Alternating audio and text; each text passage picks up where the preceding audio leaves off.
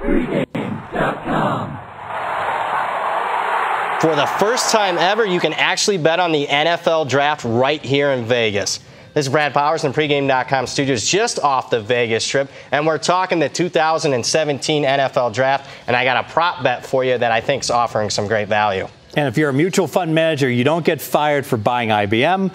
If you are an NFL scout, you don't get fired for recommending drafting an SEC player. No question. And that is the prop bet here. We're backing the SEC. Let's talk about this prop bet. We're taking the SEC in a head-to-head matchup against the Big Ten. The prop bet says that we're going to take the SEC minus 4.5, which, guys, basically means that the SEC will have 5 or more first-round draft picks than the Big Ten Conference. And let's just do some simple math here. If you go down to Westgate and look at the over-under for total number of players to be drafted in the first round for the SEC, it's 11. Same prop bet for the Big Ten Conference is 5.5. Simple math, 11 minus 5.5 says 5.5, and that gives us one extra player of value on this minus 4.5 prop. So very simple for me. Take the SEC minus 4.5. You know, I've always liked Mel Kiper. I think it's because he's sporting my hair pretty much.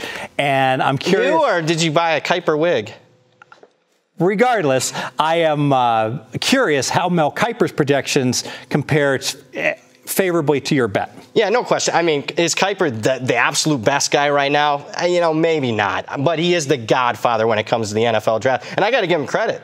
He actually bet on, or at least gave out a recommendation on one of the SEC player prop bets. And he actually said the over-under for the number of SEC players to be drafted in the first round. He took the over, so he thinks 11 is a little short. Meanwhile, if you look at his head-to-head matchup as far as his mock draft with McShay, they're actually expecting more SEC players to be drafted than the 11 prop, and they're expecting less than the 5.5 Big Ten players to be drafted. Now, one housekeeping item. First time we can bet on the draft in Vegas. Time is running out. We're taping Wednesday night.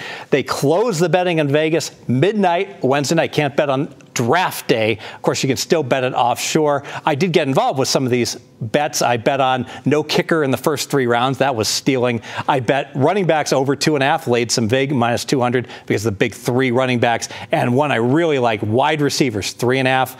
I think that it's going to be beyond a stretch for there to be 4 wide receivers. I don't do this very often. I laid minus 300 under 3.5 wide receivers. Yeah, and are you finding, because this is the first time that they can be these prop bets are available in Vegas, did you find some of those numbers were relatively soft in the beginning?